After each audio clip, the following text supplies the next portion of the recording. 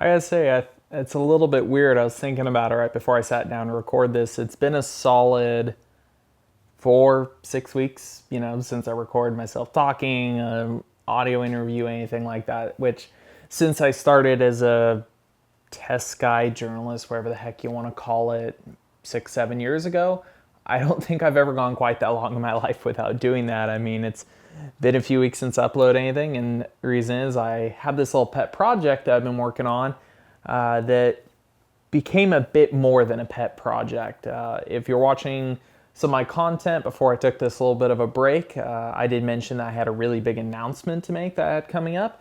And that little item right there is what has ate up the last month and a half of my life, every consuming minute of being awake. It is something I've been working on for probably around 6 months, but the last 6 weeks, it ate up every moment of my life. And reason being is, I'm guessing if you clicked on this video, you saw the title. I had the worst idea I've ever had. I decided to start a Supercross team.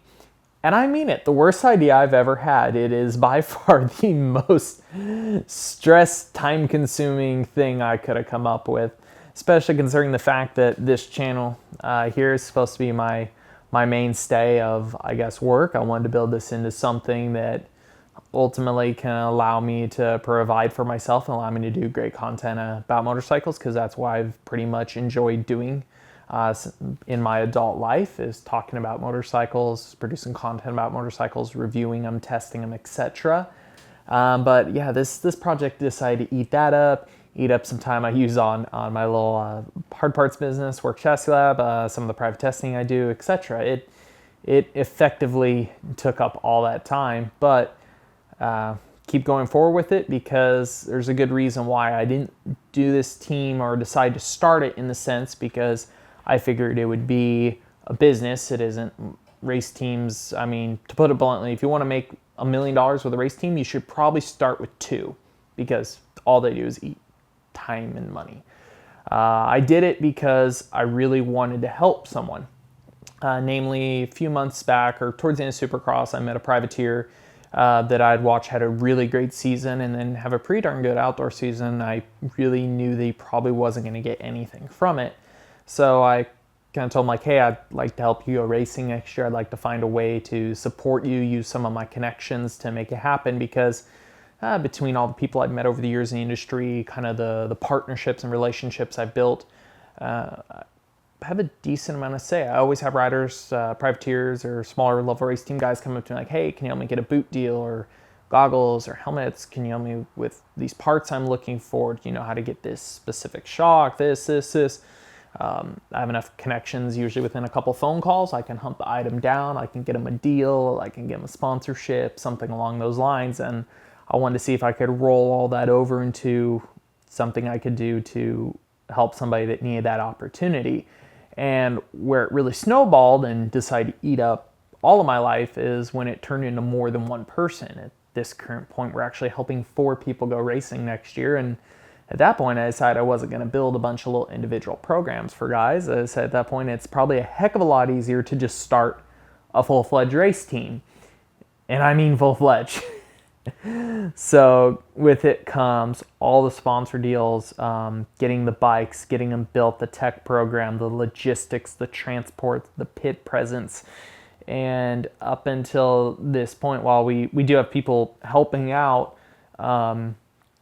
certain people helping on little aspects, I would say for the most part, I've been on some days a complete one-man show, whether it's bike work, all the phone calls to sponsors, working on what we ended up with for transport, just washing stuff, gear, anything that needs to be done, I do it. So like I said, that's kind of kept me away from recording or doing any of what I'm supposed to do. And ultimately what I actually really wanted to do with this team was to continue what I do here content wise, because what keeps me primarily busy is the bike reviews, the tests, the project bikes, the tech info, the shootouts. But immediately most of those new bikes come out in late spring and through the fall, and we're done with shootouts pretty early this year. So I kind of have, I want to say a lull. I could definitely keep myself busy with purely product content, but it gives me the opportunity over the next 5 months or so to throw something else in there. And that's what I want to do by developing this program.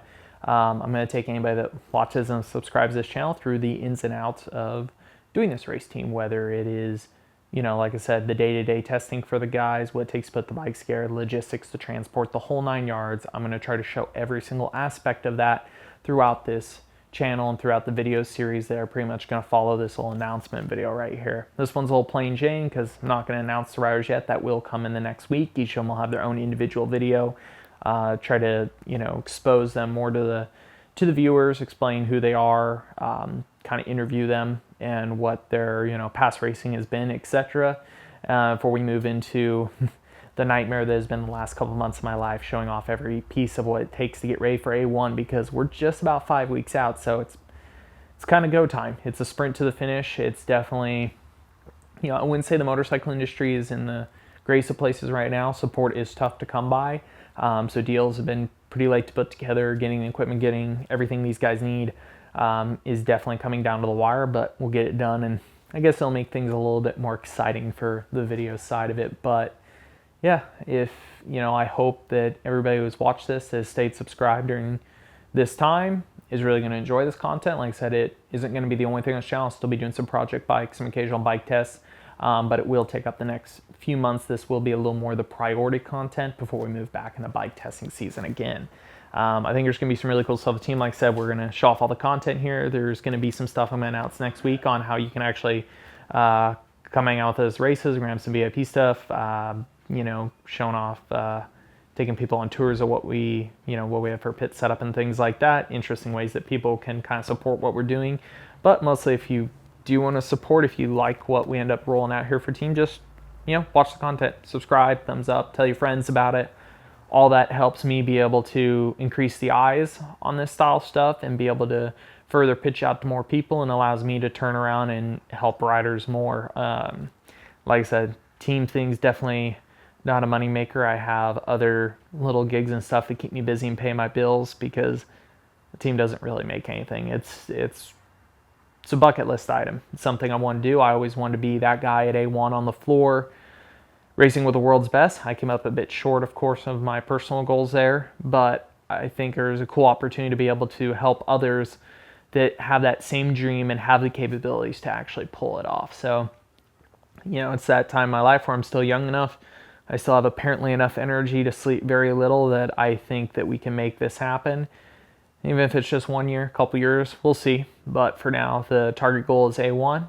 We got a lot of cool stuff to roll out over the next couple weeks. Like I said, I'll pretty much announce all 4 of the riders next week. And if you follow my social media enough, probably between the people I tag and comment and who's been tagging me, you probably can figure out who the riders are. I mean, feel free to throw it in the comment section below if you think you have the whole team figured out. I think some people do. I don't know if they have the whole thing figured out yet, but it'd be interesting what people think. And if you have any thoughts on what you want to see through this series, please throw it down below.